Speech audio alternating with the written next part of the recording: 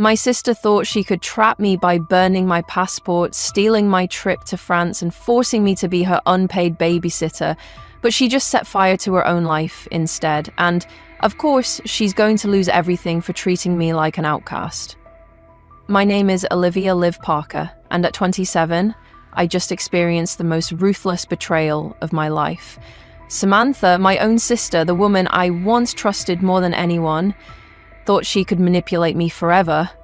She assumed I'd always be the obedient little sister, the unpaid babysitter, the silent shadow cleaning up her messes while she played the perfect mother. But she made a mistake. She didn't just sabotage my dream trip to France. She didn't just burn my passport, cancel my flights, and trap me in her house like some live-in nanny. No, she went further. She tried to erase my freedom, my choices, my entire future. And now she thinks she's won. She's probably laughing, picturing me devastated, stuck in my room, helpless, with nowhere to go, but she doesn't know me. I'm not crying. I'm not breaking. Because while Samantha believes she's outmaneuvered me, she's forgotten one thing. I'm smarter than she ever gave me credit for, and this time, she's the one who's about to lose everything. I didn't realize what she had done until the morning of my flight. I had woken up early, feeling a rush of excitement and nerves that buzzed through my veins like electricity. Today was the day, the moment I had spent years working for. I had saved, planned, and dreamed about this trip. France, the first step toward the life I wanted. The first time I'd be doing something for me. I rolled out of bed, checked my phone, no messages from the airline, no alerts. Everything was still on schedule. My bags were packed by the door, my boarding pass was downloaded, the Uber was set to arrive in 2 hours, everything was perfect. Until I went to grab my passport. The drawer where I had placed it just last night, locked. I frowned. That was odd. I never locked it. Reaching for the key, I turned it, expecting the smooth glide of the familiar weight of my passport inside. Nothing. My stomach twisted. No, no, no. I tore through the drawer, then my suitcase, then my nightstand. I emptied my purse, ripped through my closet. Every rational part of me told me it had to be somewhere, that I had misplaced it, that this was just stress making me forget. Then I saw it, or rather, what was left of it. Scattered in the trash bin next to my desk were shredded, burnt pieces of paper. Not just any paper, my passport. The pages were blackened at the edges, crumpled, destroyed beyond repair. My breath caught in my throat, my vision blurred, my entire body locked in place as the reality hit me like a train. Someone had done this on purpose, and I knew exactly who it was. The rage came first, a fire so hot in my chest I thought I might explode, my hands clenched into fists so tight my nails dug into my palms. I stormed down the hall, straight to her room. Samantha was sitting on the bed, lazily scrolling through her phone, looking like she had no care in the world. She didn't even flinch when I threw the door open, she just smiled like she had won, like she was proud of what she had done. "Morning, Liv," she said, her voice too casual. "You're up early. I could barely breathe. I could barely see." "You did this," I said, my voice dangerously low. She tilted her head. "Did what?" I swallowed, my entire body vibrating with fury. "You destroyed my passport." She sighed, like she was bored, like I was overreacting. "Oh, come on, you left it out. The twins must have gotten to it. You know how kids are." I saw red. The twins? Her 5-year-old children? That was her excuse? That was the lie she was going with? I took a slow, shaky breath. "You expect me to believe that my passport just magically ended up in the trash?" "Half burnt," she shrugged. "You should have kept it somewhere safer. Maybe this is a sign that you shouldn't be leaving anyway." "I mean, who's gonna help me with the kids now?" I nearly laughed. It wasn't even subtle. She had admitted it. She had done this because she didn't want me to go. Because she wanted me trapped here. Because in her mind, my life was hers to control. The old me. The version of myself that had spent years bending over backward for her, sacrificing my time, my energy, my dreams, might have accepted this. Might have let her win. Not anymore. I took a step closer, my voice low, even. "You really think you can keep me here?" Samantha laughed. Actually laughed like this was some joke to her. "Liv, be serious. What are you gonna do? Cry to Dad? Call the cops? It's not like you can just get a new passport today. Your flight leaves in... She glanced at the clock on her phone, smirking. Oh, an hour?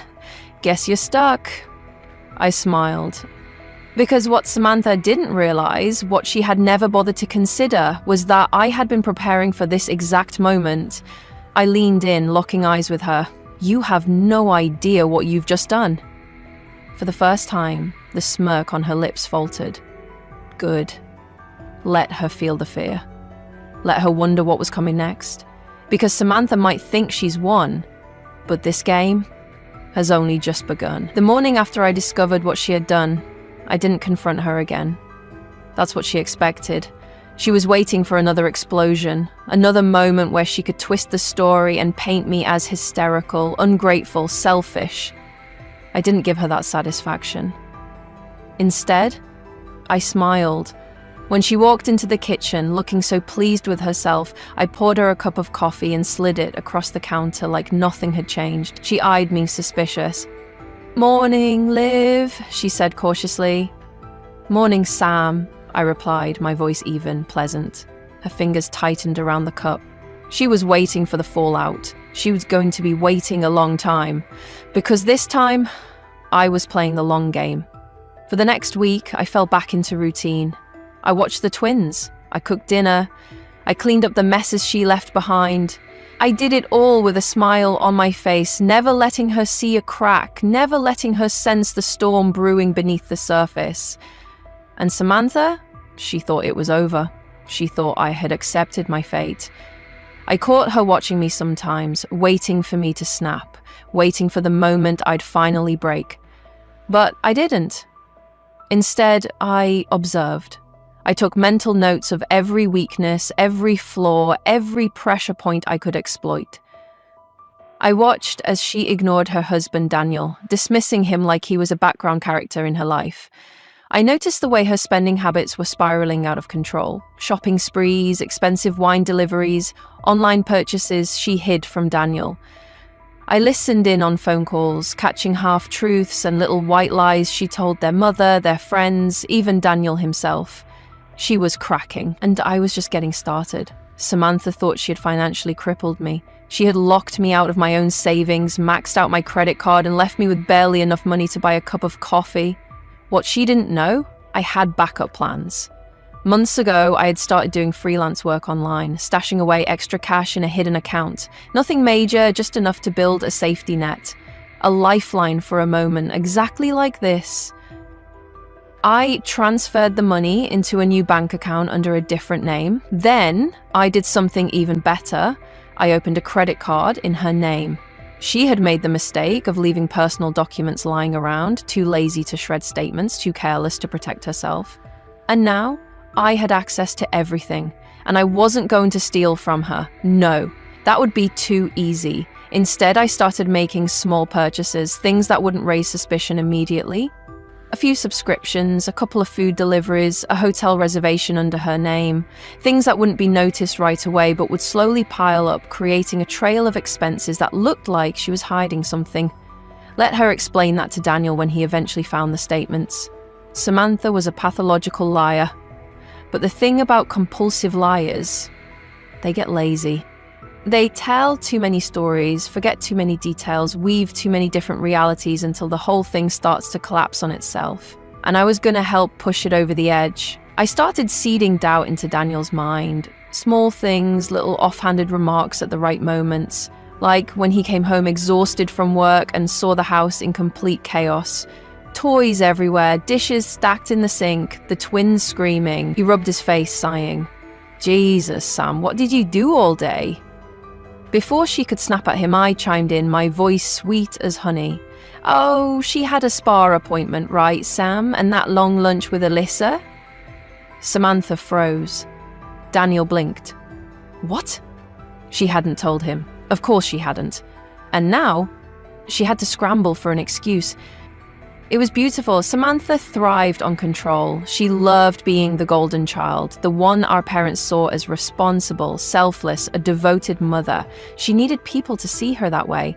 So I started peeling back the illusion. I casually called our mom, mentioning how exhausted I was, how I was helping Sam with the kids, but she was so busy with personal projects. I let little inconsistencies slip, small details that didn't seem important, until they started adding up. And slowly, the questions started coming. Mum called more often. Friends started noticing the cracks. Even Daniel, who had spent years looking the other way, started paying attention. Samantha didn't realize it yet, but she was losing allies. And when the moment was right, she'd have no one left to defend her. The final step was simple. Let her destroy herself. I planted one last seed, one that would force her to make the biggest mistake of all. I forgot to log out of my email on her computer. Made sure she'd see the flight confirmation. A new trip to France leaving in 2 weeks. Made sure she'd see the bank statements proving I had access to money she didn't know about.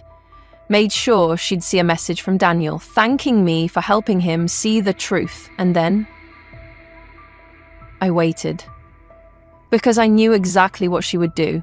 She would lash out, she would get reckless, she would try one last time to ruin me. And when she did, that would be the moment she lost everything, for good. Because this wasn't about revenge anymore, this was about justice. And when it was all over, Samantha would finally understand what it felt like to be powerless, to be trapped, to lose everything just like she had planned for me. The day after I planted the final seeds of my plan, Samantha was radiant. I watched her from across the kitchen as she hummed to herself, flipping through her phone with that infuriating smirk on her lips. She was relaxed, at peace, convinced she had broken me beyond repair. "Liv," she said sweetly, too sweetly, like a mother indulging a child who had finally learned their lesson. "I know you were upset about the whole trip thing, but honestly, don't you think this worked out for the best?" I sipped my coffee, keeping my expression neutral. "How so?" She sighed dramatically, as if my inability to see the obvious brilliance of her actions was exhausting. "You get to be here with family, instead of running off on some silly fantasy trip that, let's be honest, would have been a disaster anyway. Oh, you're just not cut out for that kind of life, Liv. It's time to be realistic. Realistic." She actually thought I was buying this. I forced a small, weak smile, the kind that told her she had won. She beamed. "You'll see," she continued, stirring her tea as if this was just a normal morning conversation and not the delusional monologue of a narcissist. "This is what you were meant for, you know. Stability, responsive family." She leaned in, voice mockingly sympathetic. "You should be thanking me." I clenched my mug so tightly I thought it might shatter. Thank her. Thank her for stealing my future, for trapping me in her personal prison so she wouldn't have to face her own responsibilities, for robbing me of everything I had worked for, my independence, my freedom, my dreams.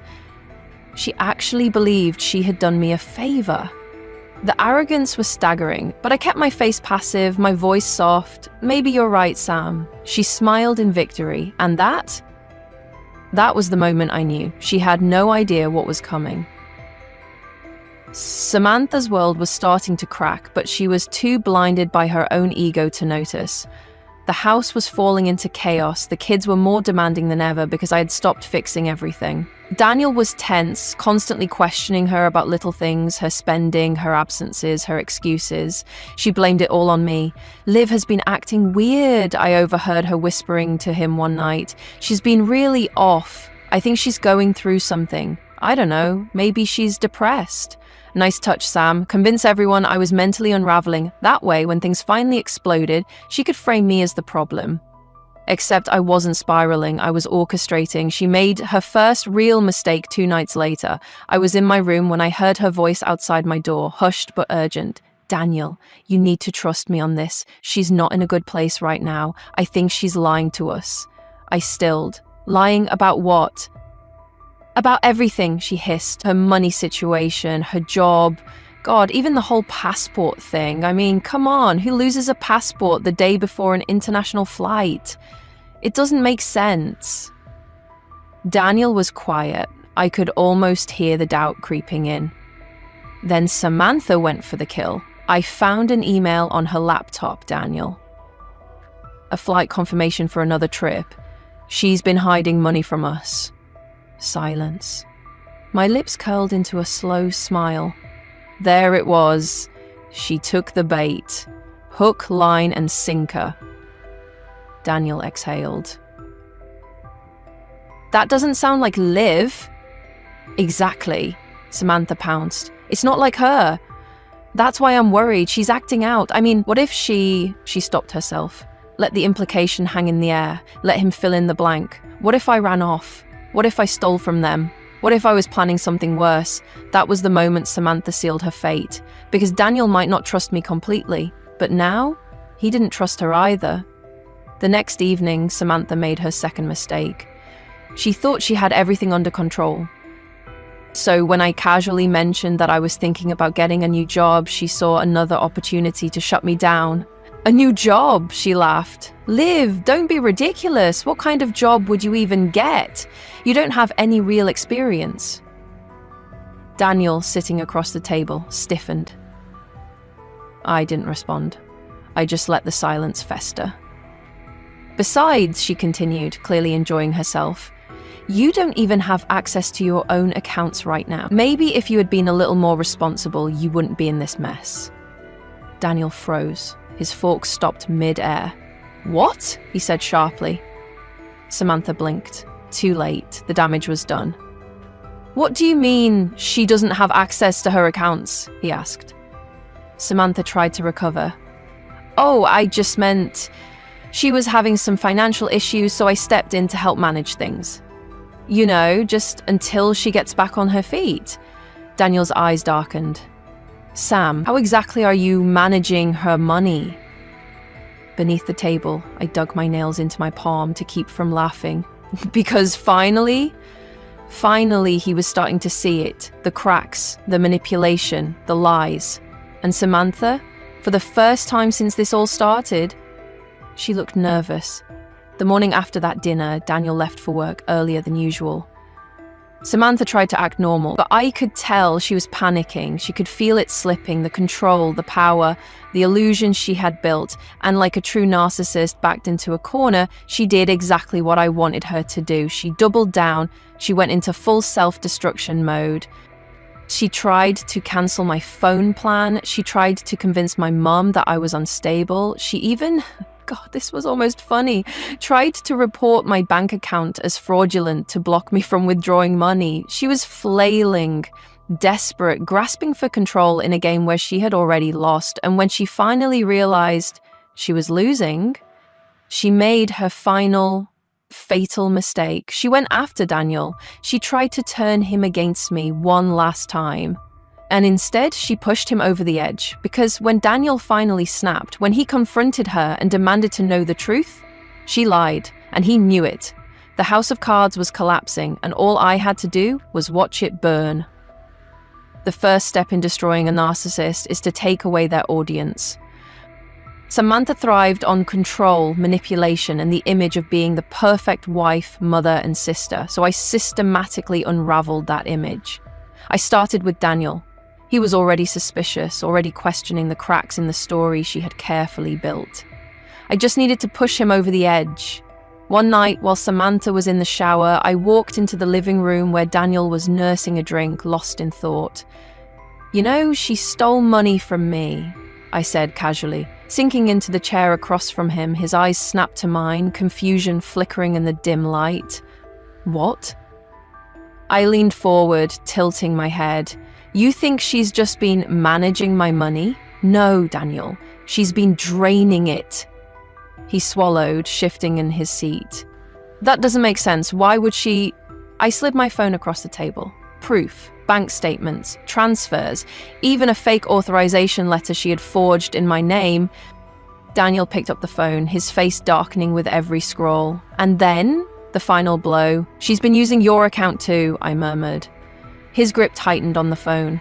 Boom. The first piece of her world cracked. Samantha had spent years weaving lies, but the problem with lying? It's impossible to keep every story straight. I took advantage of that. The next morning, I sent an anonymous tip to one of her friends. Alyssa, someone who thrived on drama, gossip, and exposing secrets. The message was simple. Did you hear what Samantha said about you at lunch yesterday? You should ask her about it. There was no real accusation, just a whisper, a suggestion. But in a group like Samantha's, that was enough. By the end of the day, rumors were flying. And Samantha, she was too busy dealing with Daniel's growing fury to put out all the other fires. She didn't even realize her social circle was turning against her until it was too late. The next step? Take away her financial stability. Samantha had always been reckless with money, but Daniel never noticed before. I made sure he did. I accidentally left credit card statements on the kitchen counter. I forwarded a suspicious charge alert to his phone. I mentioned just in passing that Samantha had been shopping a lot more than usual. It wasn't outright sabotage, it was just little drops of poison, enough to make him start digging on his own. And when he did, he found everything. The missing money, the secret purchases, the hidden accounts. He confronted her that night. I listened from the hallway as their voices exploded through the house. How much have you spent? Samantha, it's not what it looks like. You lied to me, you lied about everything. The argument stretched on for hours. By the end of it, Samantha was in tears, Daniel was furious, and their marriage cracked beyond repair. Samantha could have handled losing Daniel. She could have handled being cut off financially. But losing her reputation, that would destroy her. So I let one last truth slip. I accidentally mentioned to one of Daniel's co-workers how Samantha had been planning to divorce him all along, just waiting until she had enough financial leverage to leave comfortably. It spread like wildfire. And then came the knock on the door, a lawyer serving her divorce papers. Daniel wasn't just leaving her, he was taking the kids, taking the house, and taking every ounce of control she had left. Samantha collapsed. She tried to bargain, tried to cry, tried to blame me. But Daniel, he was done. And just like that, she lost everything. The weeks after the divorce were glorious. Samantha had nowhere to go, no husband, no money, no friends. She tried to call Mom, but by then even our parents had caught on to her lies. And me, I was finally free. The best part? I didn't have to lift a single finger to push her over the edge. She had done all of this to herself. All I did was light the match. And as I walked out of that house, my bags packed, my passport renewed, my one-way ticket to France in hand, I turned back one last time. Samantha stood in the doorway, her face a twisted mask of fury and disbelief. She had ruled my life for years. She had taken everything from me. And now, she had nothing. I smiled. You should have never underestimated me, Sam. Then I walked away. And I never looked back. My flight was in 3 hours, a one-way ticket to Paris. I had no intention of ever looking back. But before I left, I had one last thing to do. Samantha had spent weeks spiraling, scrambling to salvage what was left of her life. But after losing Daniel, the house, and every single connection she had ever manipulated, she had nowhere left to go. So she did what she always did. She called me. Her voice came through the line, shaking, raw. Liv, I need your help.